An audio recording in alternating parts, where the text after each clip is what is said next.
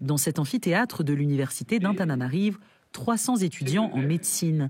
Parmi eux, Paulin, 23 ans.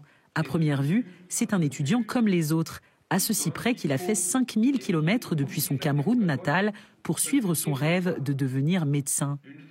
Nous sommes fondus dans le décor, donc on se sent comme chez nous ici.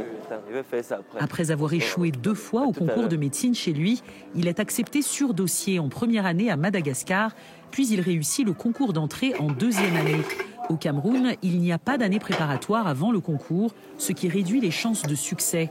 Échaudés par la difficulté et l'équilibre régional imposé, une 50aine d'étudiants camerounais espèrent obtenir le précieux diplôme reconnu au Cameroun.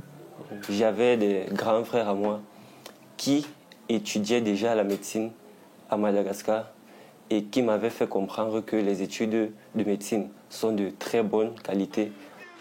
Pour faciliter l'intégration des nouveaux venus, l'ASECAM, Association des étudiants camerounais de Madagascar, voit le jour en 1992.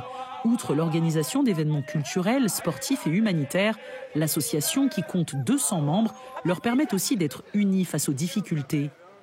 La première difficulté que nous avons à Madagascar, c'est que nos étudiants en médecine ne peuvent pas faire le concours d'interqualifiant, c'est-à-dire le concours de spécialisation. La deuxième difficulté, qui est la plus grande, c'est le problème de visa. 1 an à Madagascar, c'est 350 €. Nous aimerions que le visa déjà nous coûte beaucoup moins cher. Nos parents se battent vraiment corps et âme, ils souffrent.